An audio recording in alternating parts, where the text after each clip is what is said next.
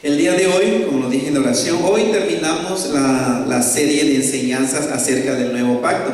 Hoy es la número 13, o sea, 13 predicaciones acerca del nuevo pacto. Recuerden que lo pueden pedir en CDs, si ustedes quieren, realmente más barato. 13 por $2 cada uno, son $26 por 13 predicaciones o enseñanzas acerca del nuevo pacto. Más barato no lo va a encontrar. También lo pueden bajar o escuchar en el internet. Todas estas predicaciones están en nuestra página de internet, que es el ministerioplenitud-de-vida.org, y se van hay un clic ahí que dice las predicaciones, al lado están todas. Váyanse a series, si ustedes quieren escuchar todas las de estas series, se llama el nuevo pacto, aunque tenga diferentes títulos. Hebreos capítulo 10, versículo 19 al 23 es el que vimos la semana pasada. Quiero una vez más leerlo. Ustedes, si traen notas, anótenlo por ahí, abran su Biblia, márquenle. Dice el Señor: así que, hermanos, teniendo libertad para entrar en el lugar santísimo por la sangre de Jesucristo, por el camino nuevo y vivo que Él nos abrió a través del velo, esto es su carne, su humanidad o su cuerpo, y teniendo un gran sacerdote sobre la casa de Dios. Recuerdan que la invitación de Dios a la humanidad, especialmente a los cristianos, es acerquémonos con corazón sincero, en plena certidumbre de fe, purificados los corazones de mala conciencia y lavados los cuerpos con agua pura. Esa es la invitación. Y también a los que ya venimos al Señor y confiamos en Él, dice: mantengamos firme, sin fluctuar, la profesión de nuestra esperanza, porque fiel es el que prometió. Entonces vean, como hijos de Dios, como un hijo de Dios que has llegado a comprender la gracia del nuevo pacto de Jesucristo, Dios te anima, Dios me anima, Dios nos anima a que mantengamos firme, sin fluctuar, la profesión de nuestra esperanza. Es interesante, buscaba la palabra de firme y ahí está en la pantalla. Firme, cuando Dios nos dice mantén firme, dice mantén fijo, mantén estable, seguro, inmovible, constante, inflexible o inconmovible. Eso es lo que Dios te dice acerca de la profesión de nuestra esperanza que hemos estado viendo, acerca de la gracia de nuestro Señor Jesucristo. Si Dios te dice mantén firme, realmente es algo que tú puedes hacer. Yo lo puedo hacer, y precisamente Dios te dice mantén firme. Esa otra palabra, mantengamos firme, es agarra bien, mantener o retén, atrapa. En inglés es to hold back. Agárralo, retain, firme. Entonces vean, Dios nos dice claramente esta instrucción. Después de que ya entendimos la gracia del nuevo pacto, ya vinimos al Señor en fe, ahora nuestra función, la función del pastor Roberto es guiarlo, mantener firme esa enseñanza. La función de cada creyente es mantén o agarra firme, no dejes no te doblegues ante tal enseñanza. Es algo que está bajo tu control. Tú eres el único que puedes mantener firme la profesión de la esperanza. ¿Sabían? Nadie lo puede hacer por ti. El único que puede mantener esa profesión de la esperanza firme eres tú. Tu papá no lo puede hacer por ti. Tu mamá no lo puede hacer por ti. El pastor no lo puede hacer por ti. Tu esposa, tu esposo, mujer, no lo pueden hacer por ti. Es algo que Dios te pide a ti, a cada creyente, individualmente. Es una responsabilidad que tenemos de nuestro Señor, cada uno de nosotros. Tú debes de hacer la acción de no doblegarte, de no por nada del mundo doblegarte a cambiar la profesión de tu esperanza, que se encuentra en la gracia de Cristo Jesús. Lo que Dios te muestra en su palabra lo debes de mantener firmemente y no ceder ante ninguna otra enseñanza o mentira, venga de quien venga. Recuerda que Satanás es real, y la persona que cree en Dios tiene por fuerza que creer en Satanás, porque la Biblia, que es palabra de Dios, habla de Satanás. El diablo o Satanás es el mismo ser personal, y es un ser real. Y el diablo o Satanás tratará ferozmente de que sus mentiras lleguen a tu mente. Sabemos que el diablo usará todos los medios tales inimaginables para que sus mentiras te lleguen a tu mente. Y si tú o yo no mantenemos firme sin fluctuar la profesión de nuestra esperanza, vas a tragarte esas mentiras de Satanás. Y obviamente si te tragas esas mentiras de Satanás, harán daño a tu experiencia de la vida abundante que Cristo nos prometió. Cuando Cristo vino, dijo: yo he venido para que tengan vida, y la tengan vida en abundante. Eso es lo que Cristo quiere hacer con cada cristiano. El diablo, dice, nada más vino, el ladrón, es para matar, robar y destruir. Pero Cristo viene a que experimentemos una vida. Hace rato nuestro hermano hablaba de las guías del discipulado. En realidad son 8 y están desarrolladas para cumplir nuestra visión. La visión del Ministerio de Plenitud de Vida es que cada individuo experimente la nueva vida, experimente la gracia del Señor. Y por eso se desarrollaron esas 8 guías, para que conozcamos claramente el mensaje de la gracia y nos mantengamos firmes en esa enseñanza. El día de hoy existen muchos evangelios. En realidad no existen muchos evangelios, pero la gente está predicando evangelios extraños. Por eso el día de hoy ya no es nada más de que vayas a una iglesia y confíes en lo que el de cuellito blanco está diciendo ahí enfrente, o el de corbata y saco, o el que tiene el título de pastor y de doctor en teología. No, ¿saben por qué? Porque el día de hoy, tristemente, mucha gente, aún pastores y sacerdotes, están enseñando cosas que no son palabra o verdad de Dios. Si alguno de ustedes está acostumbrado a ir a la iglesia solamente y tragarse todo lo que le dice el que está enfrente, pobre de ustedes. Y es muy probable de que ustedes estén tragando mentiras o cosas que no son verdad, cosas que no vienen en la Biblia.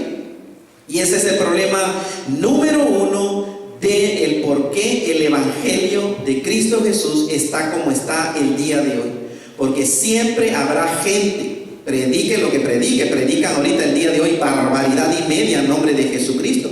Y tiene mucha gente siempre va a estar siguiendo. Y en el grupo Vida, le digo a los hermanos, realmente yo puedo empezar a predicar barbaridad y media y voy a tener seguidores. Porque siempre, esa es la humanidad, como ovejitas tontas. Por eso el Señor nos dice: mis ovejas, porque las ovejas son muy despistadas, se pierden y siguen a cualquiera, hermanos.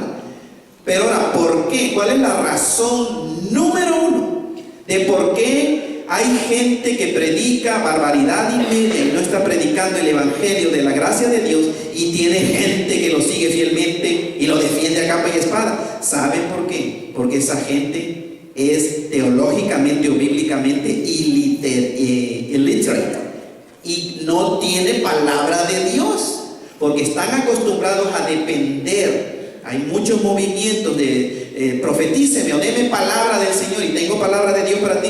Entonces, si vives así, pues ¿para qué quieres leer la Biblia? Vas a depender del que te trae supuestamente palabra de Dios. Dios no necesita hablarte por medio de ninguna persona. Dios ya te habló, ahí está la Biblia. Y si se lo dice a otro, ¿por qué no te lo dice a ti directamente? ¿Cierto? Entonces vean, el día de hoy necesitamos mantener firme, sin fluctuar, la profesión de nuestra esperanza, para que no caigamos creyendo esos falsos evangelios que existen el día de hoy, desde tiempos de los primeros cristianos. Por eso se escribió el evangelio, la carta del apóstol Pablo a los Gálatas, Si ustedes han leído el libro de Gálatas, la carta del apóstol San Pablo, era porque había gente que estaba pervirtiendo el evangelio de Jesucristo. Y el apóstol decía, tan necios son, tan insensatos son. O sea, Cristo ya fue crucificado ante ustedes y todavía ya se están yendo tan rápido a escuchar un evangelio diferente. Y dice el apóstol Pablo, no que hay otro evangelio, pero hay unos que los están perturbando y están pervirtiendo el evangelio de Cristo Jesús. Entonces, ¿qué es exactamente la profesión de nuestra esperanza? Porque ahí el pasaje dice, mantengamos firmes sin fluctuar la profesión de nuestra esperanza. En pocas palabras, miren, la profesión de nuestra esperanza son todas y cada una de las promesas y bendiciones que existen bajo el nuevo pacto de gracia. Y vuelvo a repetirlo, ¿qué es la profesión de nuestra esperanza? Todas y cada una de las promesas y bendiciones que existen bajo el nuevo pacto de gracia. Todo lo que el Señor ha declarado de ti, eso debes retener. Escuchen, nadie necesita hacer ninguna declaración más. Y ese es un evangelio que anda por ahí. Y tristemente muchos creyentes ya empiezan a declarar y declaran y declaran y decretan y decretan y declaran. Nadie puede decretar ni declarar. El único que tiene esa autoridad es Dios. Y por medio de su Espíritu Santo ya está todo decretado y ya está todo declarado. Lo único que nos toca a nosotros no es ni decretar ni declarar, es creer lo que Dios dice, es poner nuestra confianza en la revelación final, perfecta, completa, absoluta, que es la palabra de Dios. Tú eres un hijo de Dios. Escucha bien las bendiciones acerca de lo que es ser una nueva criatura, el pacto nuevo de gracia. Tú eres un hijo de Dios, eres una nueva creación, perfectamente santo, perfecto a los ojos de Dios. Eres amado con amor eterno e incondicional. Esa es verdad, es absoluta para ti. Estás muerto al pecado, pero vivo para Dios. Eres un ciudadano del reino celestial. Perteneces a un real sacerdocio. Perteneces a una nación santa. El Espíritu Santo del Dios vivo y verdadero mora dentro de ti. La unción, dice el apóstol San Juan, la unción que recibieron del Santo mora, permanece en ustedes. Y han escuchado creyentes que tienen que pedir la unción y, oh Dios, úngeme. Si eres hijo de Dios, ya fuiste ungido una vez. La Biblia no enseña a los cristianos a que le pidan la unción del Espíritu Santo. Los únicos que necesitan la unción del Espíritu Santo son los no cristianos. El cristiano ya fue ungido y ya no necesita pedir más, Señor, úngeme, porque entonces es casi declarar y decir que Dios es un mentiroso. La palabra de Dios dice, ya fuiste ungido con el Espíritu Santo del Dios vivo y verdadero, y ese Espíritu, esa unción permanece en ti. El Señor Dios te acepta perfectamente. Imagínense, mantén firme sin fluctuar la esperanza, la profesión, la confesión de tu esperanza. Estas cosas que acabo de leer son las que enseña la palabra del Señor. Y también todo lo que el Señor ha prometido a sus hijos, reténlo, no te dobles, agárralo fuerte, que nadie te cambie eso. Dios dice que el Señor nunca te dejará y jamás de los jamases te desamparará. Esa es promesa para todo creyente bajo el nuevo pacto. Entonces no hay tal cosa de decir soy cristiano pero alejado del Señor. No puedes decir es que él es cristiano pero anda alejado del Señor. ¿Cuál alejado del Señor? Si el Señor ha prometido que jamás te va a dejar ni jamás te va a desamparar. Y si andas alejado del Señor, entonces el Señor ya violó su promesa de que nunca te dejará ni jamás te va a desamparar. El que no vayas a la iglesia, el que esté fría tu ánimo en el Señor, eso es otra cosa. pero no caer en la mentira de Satanás de que andas alejado del Señor. No existe tal enseñanza bajo el nuevo pacto de gracia. Sin embargo, existe en muchas iglesias cristianas evangélicas, y la mayoría de los creyentes lo da por sentado, porque lo enseñan aquí, lo enseñan allá, lo enseñan allá. Entonces alguien dice, pues debe de ser verdad si lo están enseñando tanto. No, vea la Biblia y no existe tal cosa. Entonces mantén firme esa promesa. El Señor nunca te va a dejar, nunca te va a desamparar. El Señor dice que va a suplir todas tus necesidades. Caprichos, berrinches, lujos no son necesidades. ¿Entiende? Con que comas una vez al día, el Señor ya cumplió su promesa. Si tienes un par de zapatos o un par de ropa, eso es suficiente. Ahora, yo sé, y lo he dicho aquí hasta, lo he enfatizado, cuántos de nosotros, cuántas de ustedes mujeres, vamos a darle duro, ¿no? ¿Cuántos de ustedes mujeres tienen solamente un par de zapatos? ¿Cuántos de ustedes hombres tienen solamente un par de zapatos? Un par de pantalón, una camisa nada más. Claro que no. Pero recuerden, Dios promete suplir necesidades, no promete cumplir caprichos. Escuchaba en el radio a una mujer que estaba muy frustrada, muy desilusionada, y habló a un hermano que estaba contestando en el radio y le decía: el Señor me prometió una casa, pero ya pasó tanto tiempo y no me la dio. ¿Cómo el Señor te prometió una casa? O sea, ¿de dónde sale esa enseñanza, hermano? O sea, no del Evangelio de la gracia. El Señor te promete suplir tus necesidades, a menos de que exista ahí primera de Roberto 3:16, donde diga: Roberto, te prometo una casa. No, Dios promete ser fiel. Él te promete librarte en el día malo. Eso es lo que te promete. Él promete suplir tus necesidades. Él promete nunca dejarte, jamás desampararte. Mantengamos firme, agarra firme, sin fluctuar, la profesión de nuestra esperanza. Ahora, profesión viene de la palabra confesión. ¿Sabían ustedes que es del verbo confesar? Viene profesar o confesar, viene del verbo, aquí profesión o confesión viene del verbo confesar o profesar. Esto es decir lo mismo que, o estar de acuerdo con. Yo confieso cuando me pongo de acuerdo con lo que Dios ya dijo. Cuando yo estoy de acuerdo, cuando yo digo lo mismo que Él dice, entonces estoy confesando o estoy profesando. Tú profesas, tú confiesas cuando estás de acuerdo a lo que Dios te dice en su palabra. Entonces vean, cuando Satanás atacó a Jesucristo en el desierto, ¿qué dijo Jesucristo? ¿Cómo lo venció Jesucristo al diablo? Escrito está. Entonces Jesucristo como humano estaba confesando o profesando la palabra de Dios. Estaba diciendo lo mismo que decía el Señor en las escrituras hebreas. Nosotros hacemos lo mismo.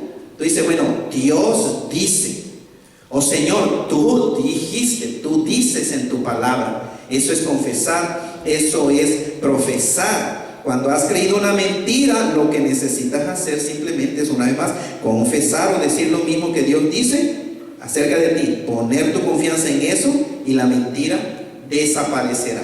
Porque la verdad disipa la mentira, así como la luz disipa la oscuridad o las tinieblas. Y es importante, si quieres experimentar la vida de Cristo Jesús, experimentar. Escucha, no si quieres unirte al cristianismo como una religión. No, si quieres experimentar la vida abundante que Cristo prometió, es indispensable que conozcas la profesión de tu esperanza. Esas 8 guías están desarrolladas precisamente para que cada creyente, sea nuevo creyente o viejo creyente, comprenda la profesión de la esperanza. ¿Cómo lo puedes hacer? Pues escudriñando la Biblia, especialmente la grandeza del nuevo pacto de gracia. ¿Por qué debes mantener firme la profesión de nuestra esperanza? Y la Biblia dice, porque fiel es el que prometió. Si se dan cuenta, ahí en Hebreos 10:23, mantengamos firmes sin fluctuar la profesión de nuestra esperanza. Y dice un por qué, porque fiel es el que prometió. ¿Quién es el que prometió? Dios mismo. ¿En dónde se encuentran las promesas del Señor? En su santa palabra. ¿Qué tan fiel es Dios? ¿Qué tan fiel es Dios? Perfectamente fiel, 100% fiel. Él promete, Él cumple. Fiel es el que prometió. La vida cristiana no se trata de tú prometerle cosas a Dios, sino de tú confiar en las promesas de Dios para ti.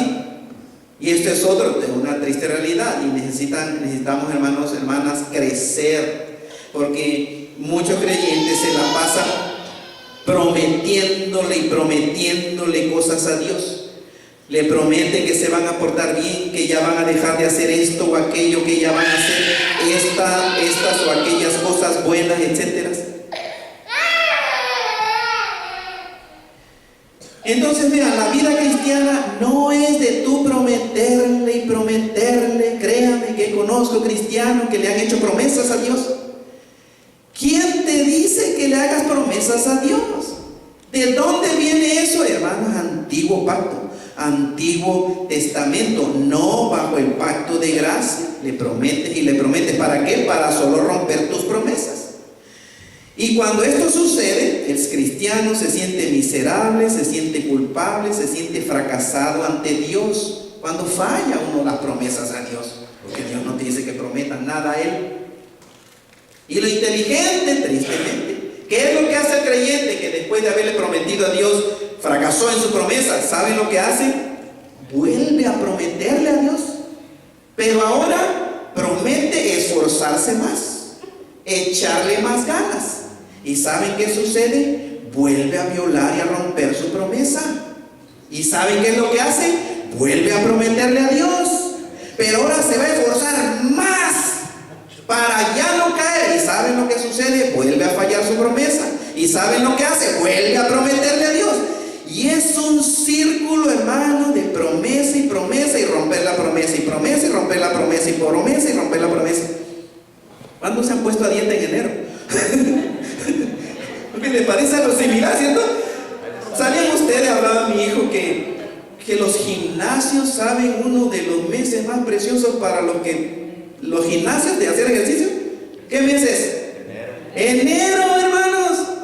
Gente promete, ahora sí, este año me voy todos los días, o cuántos días a la semana voy a ir al gimnasio, y se pagan todo el año, hermanos. 2 semanas ya no va. Igual lo mismo parece la dieta, ¿cierto? La dieta en enero rompe la dieta. Entonces vea,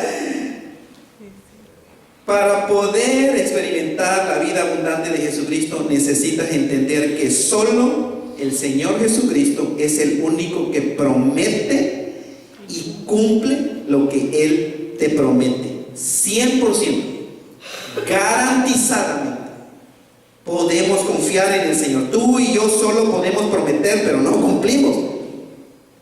No importa qué tan honesto seas o qué tan sincero seas, tú no puedes guardar tus promesas a Dios perfectamente.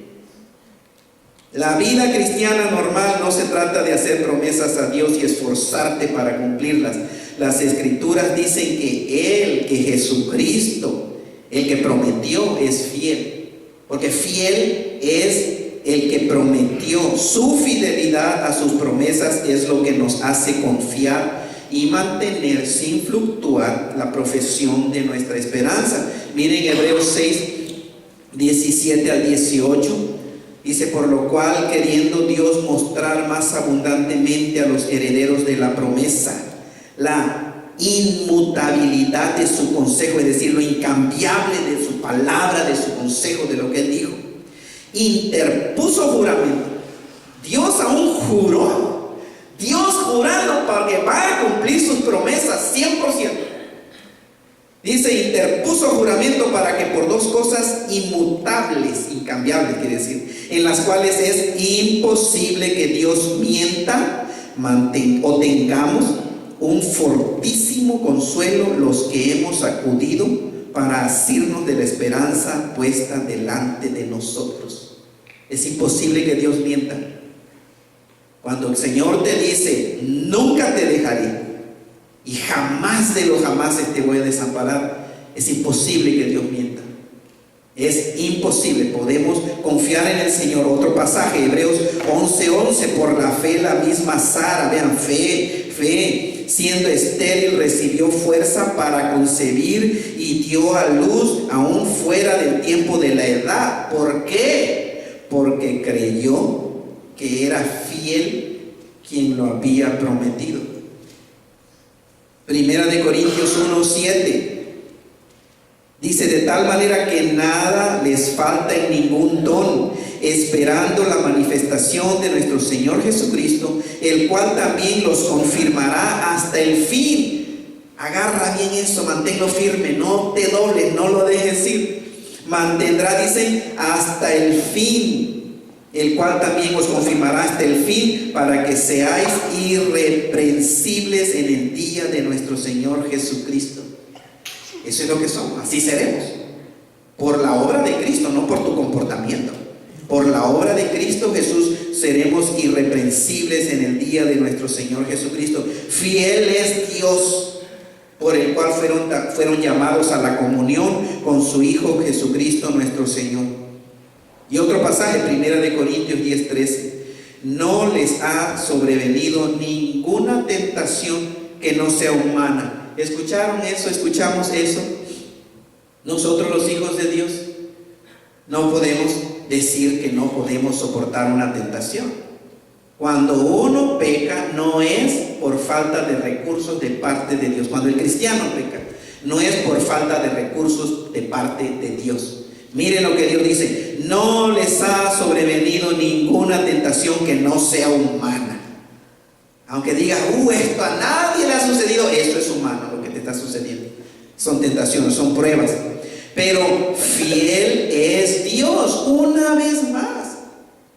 Pero fiel es Dios, que no los dejará ser tentados más de lo que pueden resistir. ¿Se dan cuenta? Agárralo fuerte. Dios no permitirá que tú ni yo seamos tentados más de lo que podemos resistir. Entonces, usando nuestro cerebrito, las tentaciones son humanas y Dios nos da la salida. Dice, sino que dará también juntamente con la tentación la salida para que puedan soportar. Pero fiel es Dios, dice el Señor, dice la palabra de Dios.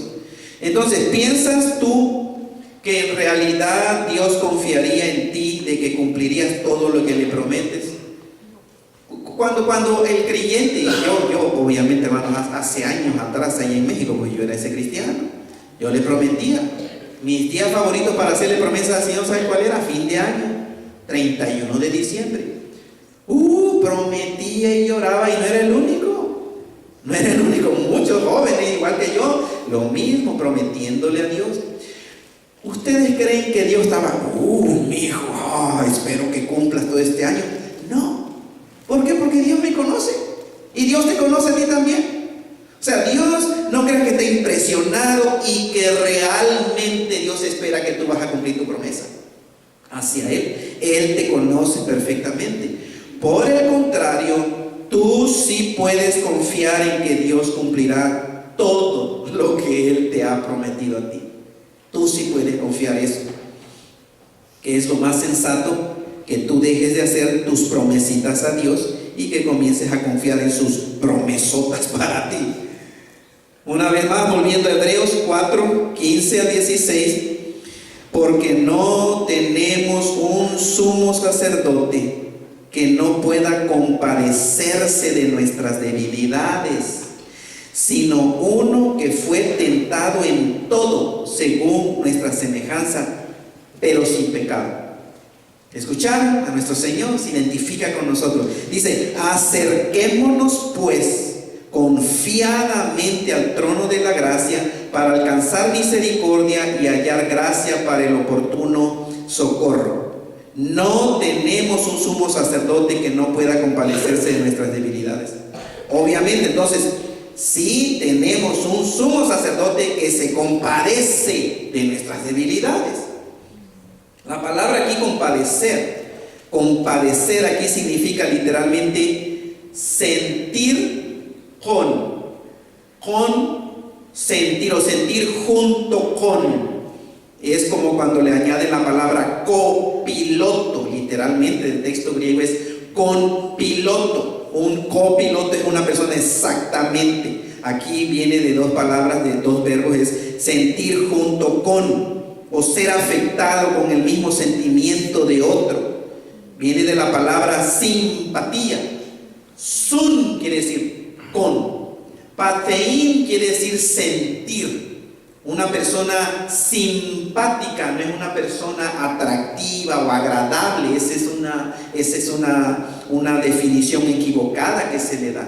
Una persona simpática es una persona que se mete en los sentimientos de otra persona, que siente, los sentimientos de la otra persona, que comprende sus luchas, comprende sus dolores, comprende sus tristezas. ¿Por qué? Porque simpatiza junto con otra persona, se compadece, siente lo mismo. Si tú te alegras, esa persona se alegra. Si tú sufres, esa persona sufre. Correcto decir, cuando se mete en los zapatos de otra persona. En otras palabras, Jesucristo conoce y entiende lo que sentimos nosotros los seres humanos en este mundo con respecto a las tentaciones y a las luchas que experimentamos, porque no tenemos un sumo sacerdote que no pueda compadecerse de nuestras debilidades.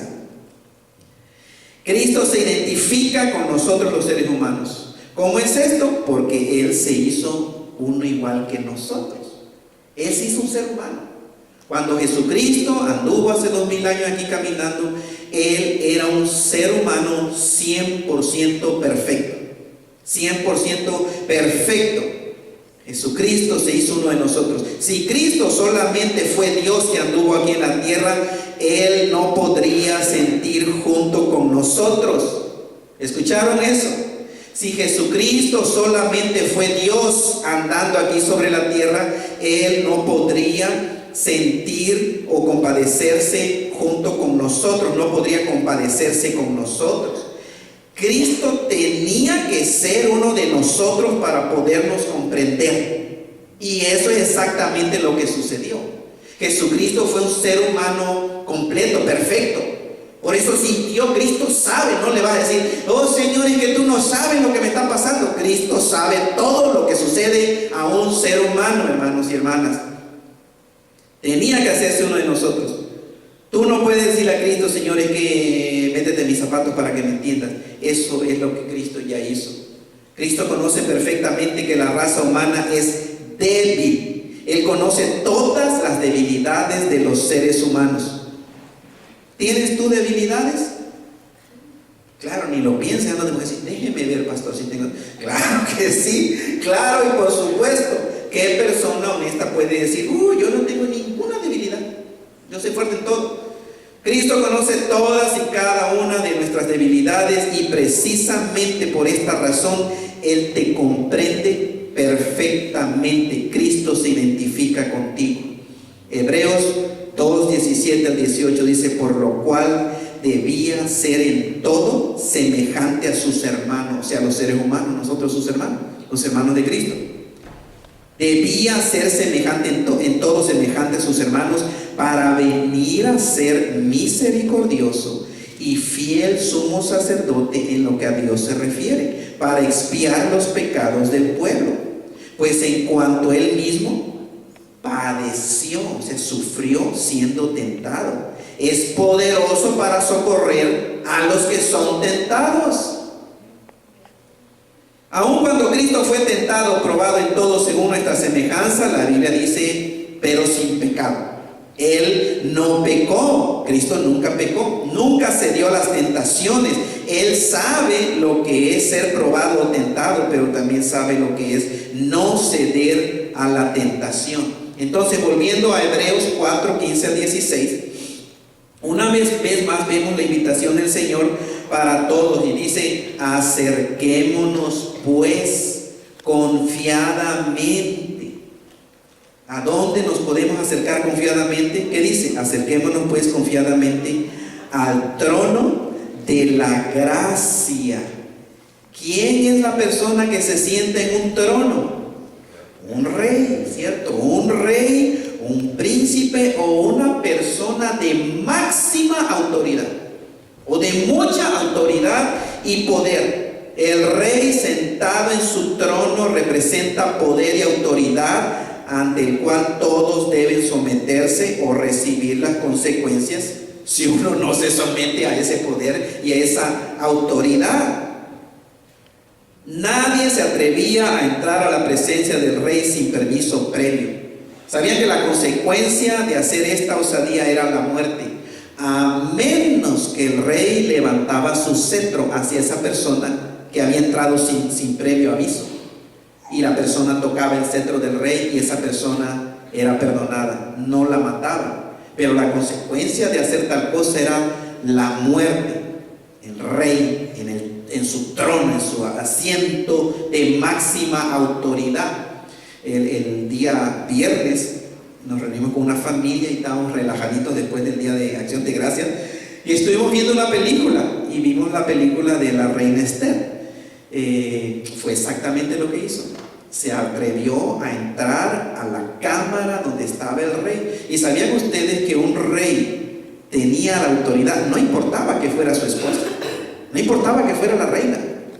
Al rey, no, al trono del rey nadie podía entrar sin el permiso del rey. Entonces la reina Esther, realmente, si el rey no levantaba su cetro de gracia, de misericordia, a ella también la iban a matar. Pero sabemos la historia de que encontró gracia a los ojos del rey y no la mataron. Entonces vean, acerquémonos pues al trono, pero este no es cualquier trono, ¿cierto? ¿Cómo dice la Biblia? ¿Es un trono de qué? Al trono de la gracia. No es un trono común, es el trono de la gracia. ¿Qué es la gracia de Dios? Cuando Dios te da un regalo o un favor que tú no te mereces. Esa es la gracia del Señor. La raza humana, siendo pecadora, no merecía ningún favor o regalo de parte de un Dios santo, justo y perfecto.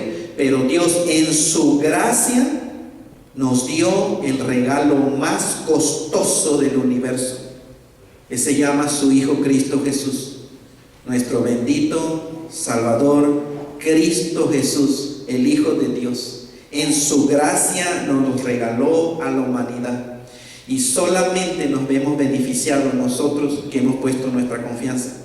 Tristemente, para la gente que no se arrepiente de esa incredulidad en Cristo, aún con todo este regalo de gracia de Dios, la gente dice thank you, but no thank you.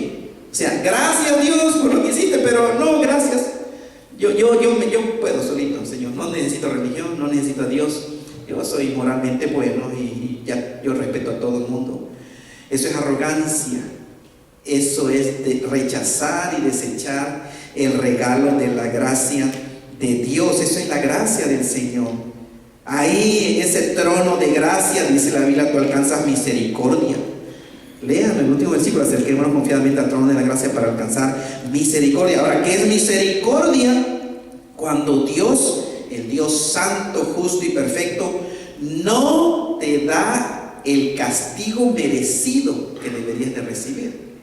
Entonces, la misericordia de Dios es cuando Dios refrena algo que en todo su derecho y justamente lo puede hacer. La misericordia del Señor, Dios refrena su castigo. Vean, la raza humana, siendo pecadora y voluntariamente rebelde a Dios, merece el castigo de Dios, que es la condenación en el infierno, como le enseña la Biblia. Pero Dios, en su misericordia, Él refrenó de darnos nuestro merecido. Dios retuvo su castigo hacia la humanidad en su gran misericordia. Si tú eres un hijo de Dios por la fe en Jesucristo, recuerda esto: tú siempre alcanzarás misericordia ante el Señor. Si 1000 veces fallas, ante el Señor 1000 veces alcanzas misericordia. Ese es nuestro Señor, ese es nuestro Dios, hermano, ese es nuestro Señor Jesucristo. La palabra de Dios también nos dice, ahí ante el trono del Rey de Reyes y Señor de Señores, puedes hallar gracia para el oportuno socorro. Es decir, para la ayuda o socorro preciso o en el momento oportuno. ¿Escucharon eso? ¿A qué hora o en qué momento te acercas o necesitas acercarte al trono de la gracia? A cualquier hora. Ahí está el Señor para ayudarte, para socorrerte. Te encuentras atrapado en un pecado o en un comportamiento que está haciendo daño a tu familia o a tu misma vida. Te sientas atrapado. Acércate al trono de la gracia. Ahí vas a alcanzar misericordia y hallarás gracia para la ayuda que necesitas, que andas buscando, para la ayuda precisa para esa necesidad que tú tienes. Acércate, acerquémonos pues confiadamente al trono de la gracia para alcanzar misericordia y hallar gracia en ese momento que más lo necesitas, esa ayuda específica que necesitas. Ahí lo vas a encontrar. ¿Te sientes con miedo, angustia, ansiedad ante alguna situación difícil que estás atravesando? Acércate al trono de la gracia. Ahí alcanzarás misericordia y hallarás gracia para la ayuda oportuna. En realidad no existe razón válida alguna por la cual la gente no se pueda acercar a Dios con confianza. No existe. Si la gente tiene miedo y no se acerca a Dios con confianza, está basada en el engaño que ha venido a su cabeza. El diablo lo tiene engañado. Y mucha gente está engañada. Pero ahí está la palabra de Dios. ¿Quieres dejar de estar engañado? Ve a las Escrituras. Me han dicho, pastor, pero es que ya uno no sabe qué creer. Porque unos pastores dicen una cosa y otros pastores dicen esa. Le digo, ese es tu problema. Ese es tu problema, que te pones a escuchar a lo que dice fulano de tal, o el ungido, el profeta, el apóstol, el qué sé yo. ¿Qué te parece si lees la Biblia? ¿No? ¿Qué te parece si escuchas la palabra de Dios? Léela, lee la palabra del Señor. Ahí vas a ver este mismo mensaje. Lo que estoy haciendo simplemente es citarle lo que dice la Biblia y darle un poquito más de explicación, pero eso es lo que yo creo. ¿Por qué? Porque está en la palabra del Señor. Mucho menos nosotros los hijos de Dios tenemos una razón válida para no acercarnos al trono con confianza al Señor. La razón por la cual la gente no se acerca otra vez es o porque no creen. Tal vez lo conocen. No. Número uno, puede ser que no conozcan la gracia del Señor. Entonces pues no se acercan. Y no la conocen la gracia del Señor, puede ser por dos razones. Uno, simplemente no la quieren conocer. ¿Sabían eso? Hay gente que simplemente dice, no quiero, punto. No quiero que me hablen de Dios, ni de religión, ni nada. Entonces ellos voluntariamente son ignorantes de la gracia del Señor. Otros piensan que lo conocen, pero lo que han conocido no es el verdadero Dios de la Biblia, sino un Dios inventado por la gente o los medios de comunicación. No conocen al verdadero Dios porque nunca han ido a la Biblia. Simplemente se tragan todo lo que dice doña Canuta, doña Juana, don Pancho, doña Tacha, ¿entiendes? La vecina, el cuñado, el vecino, qué sé yo. O la película. A mí me han dicho, es que la película, lo vi en una película. ¿Una película? O sea, la película puede hacer lo que quiera. ¿Qué dice la palabra del Señor? ¿Quieres conocer al verdadero Dios? ¿Quieres conocer la verdadera gracia de Dios? Necesitas ir a las Sagradas Escrituras.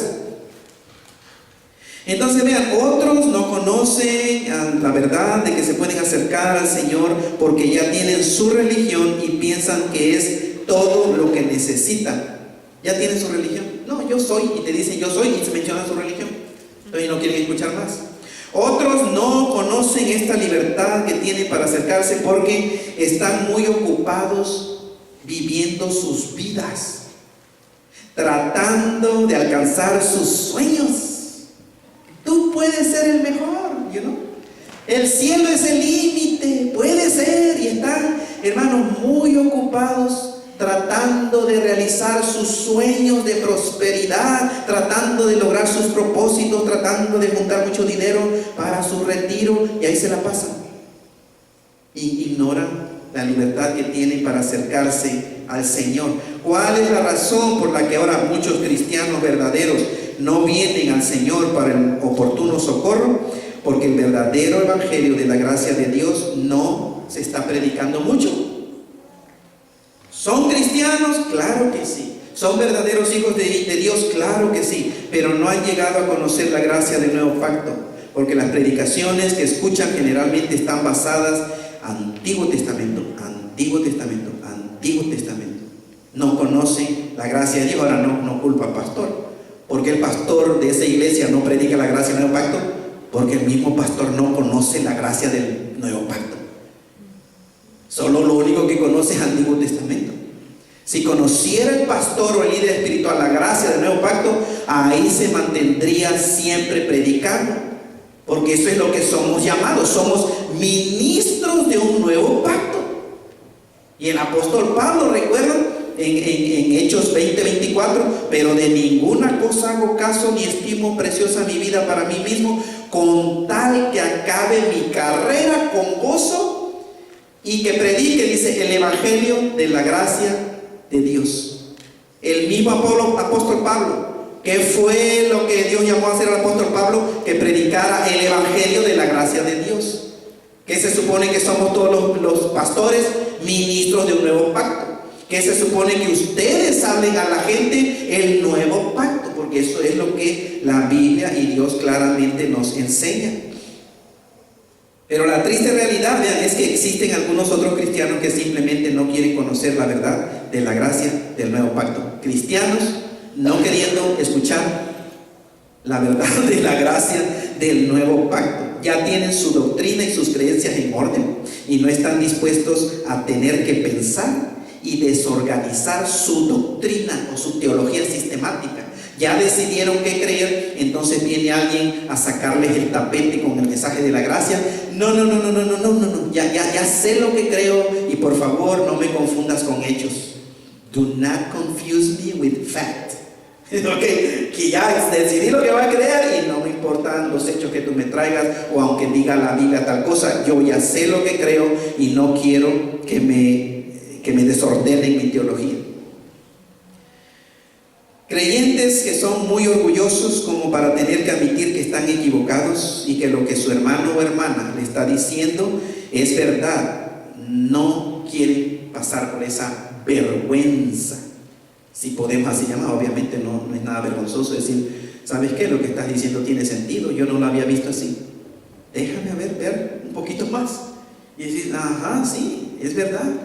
Es verdad, la gracia del nuevo pacto es lo que enseña la Biblia, pero cuando hay orgullo, obviamente no va a querer la gente pasar por eso.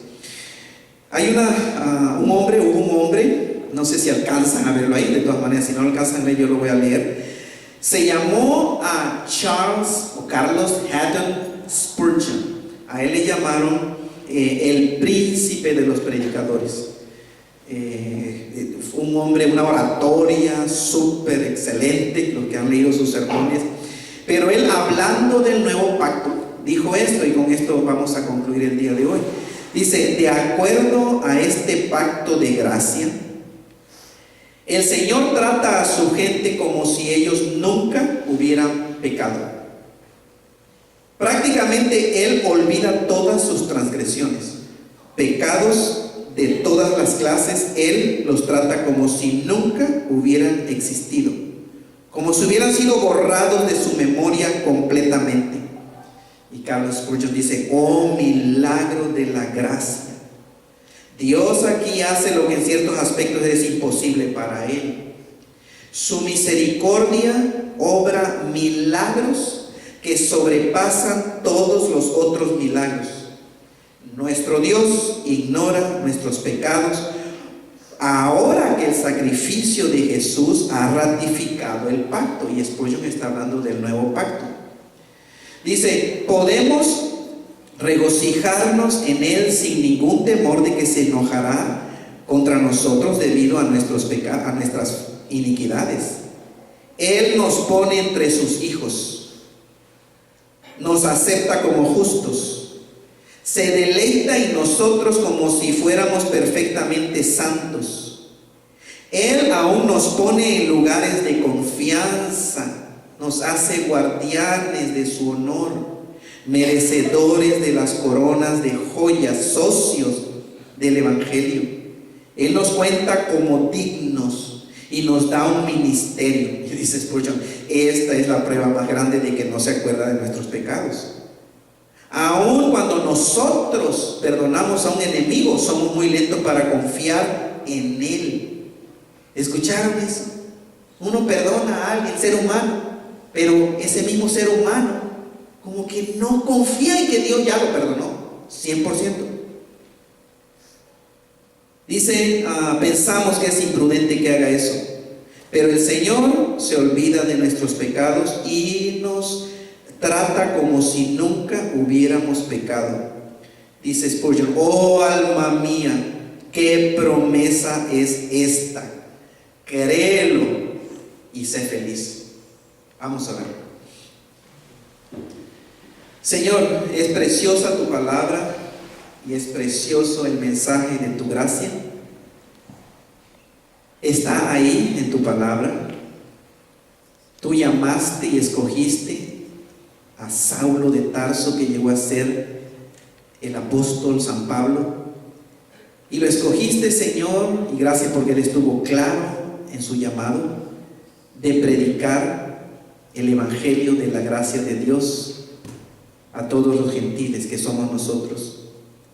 Señor, oramos para que nada, el diablo no use nada, Señor, que nos haga doblegarnos o ser flexibles a lo que hemos creído y a lo que está claramente en tu palabra. Tú nos dices, Señor, que nos mantengamos mantengamos firmes, sin fluctuar la profesión de nuestra esperanza, porque fiel es el que prometió.